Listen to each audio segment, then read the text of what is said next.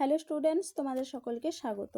আজকে তোমাদের প্রথম পর্যায়ক্রমিক মূল্যায়ন 2026-এর ক্লাস 9-এর রায় ও মার্টিন প্রশ্নবিচিত্রার ভৌতবিজ্ঞান বিষয়ের মডেল সেট 2 করে দেখাবো। তো চলো শুরু করা যাক। তার আগে বলে দিই, তোমরা যদি চ্যানেলে নতুন হয়ে থাকো তাহলে চ্যানেলটিকে অবশ্যই সাবস্ক্রাইব করে দিবে।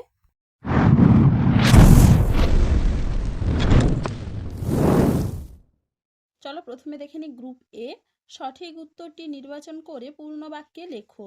সাধারণ স্কেলের সাহায্যে প্রদত্ত কোন দৈর্ঘ্যটি মাপা সম্ভব নয়? উত্তর হবে কি অপশন সি 10.57 সেমি। পরে প্রশ্ন কি আছে? মাত্রাহীন কিন্তু এককযুক্ত একটি রাশি হলো অপশন ডি কোন। পরে প্রশ্ন কি আছে? সবচেয়ে ছোট এককটি হলো অপশন বি ন্যানোমিটার। পরে প্রশ্ন কি আছে? সমত্বরণে গতিশীল বস্তুর ত্বরণ সময়ে লেখচিত্রে নতির মান অপশন এ 0। পরে প্রশ্ন কি আছে? সরণ ও অতিক্রান্ত দূরত্বের অনুপাত অপশন ডি। উত্তর হবে কি অপশন ডি। পরে প্রশ্ন কি আছে? কোনো পরমাণুর যোজ্যতা কক্ষে সর্বোচ্চ কতগুলি ইলেকট্রন থাকতে পারে? অপশন সি 8টি। পরে প্রশ্ন কি আছে? একটি ত্রিযোজী ক্যাটায়নের ইলেকট্রন সংখ্যা 10 হলে মৌলটির পরমাণু ক্রমাঙ্ক হবে অপশন সি 13।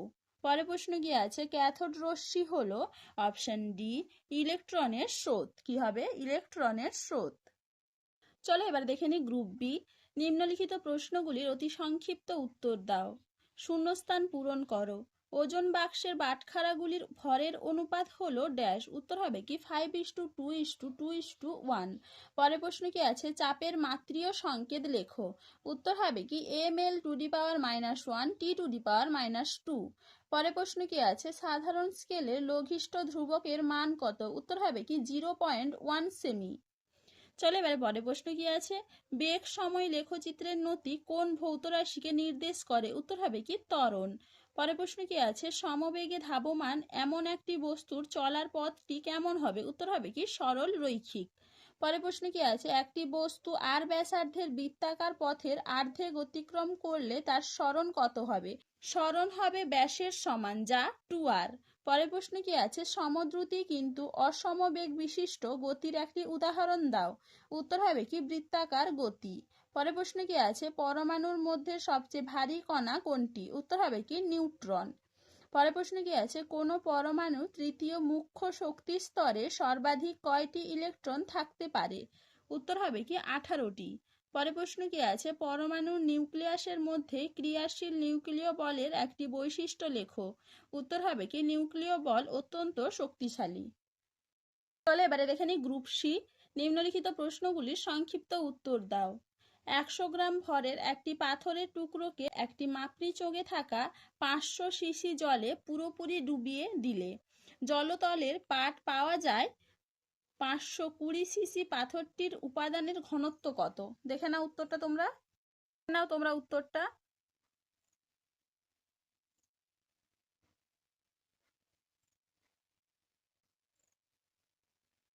চলো এবারে পরের প্রশ্ন কি আছে? তুলাযন্ত্র সুবেদী হওয়ার দুটি শর্ত লেখো। দেখে নাও সাধারণ তুলার সুবেদিতার শর্ত এখান থেকে এইটুকু।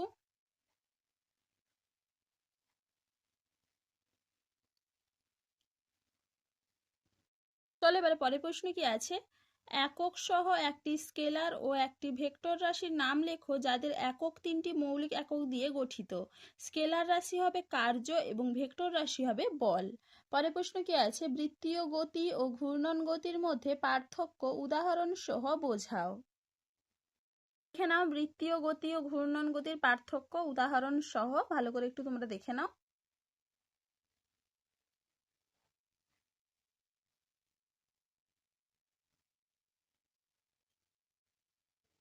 এবারে পরের প্রশ্ন কি আছে? এক ব্যক্তি পূর্ব দিকে 12 মিটার হাঁটার পরে উত্তর দিকে 5 মিটার হাঁটলো, ব্যক্তির সরণ নির্ণয় করো। তোটা তোমরা।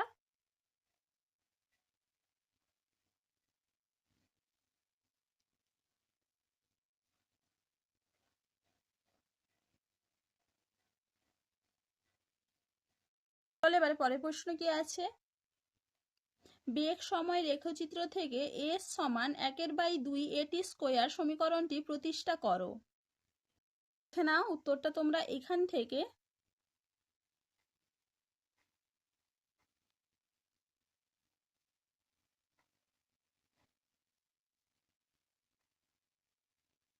এইটুকু লিখবে।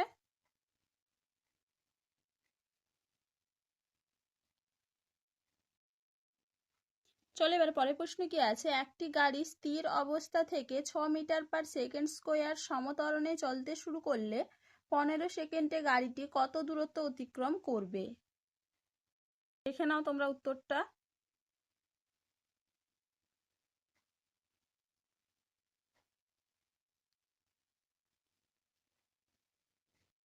পরের প্রশ্ন কি আছে, রাদারফোর্ডের পারমাণবিক মডেলের দুটি ত্রুটি উল্লেখ করো। দেখে নাও তোমরা উত্তরটা, রাদারফোর্ডের পরমাণু মডেলের সীমাবদ্ধতা।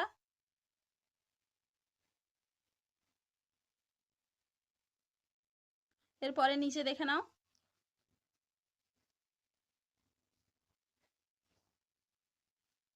এইটুকু লিখবে।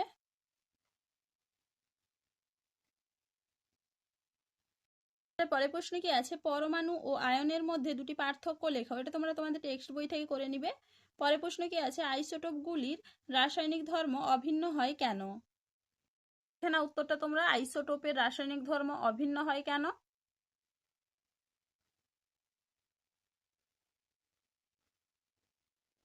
চলো এবারে শেষ প্রশ্নের উত্তরটা দেখে নাও তোমরা উত্তরটা।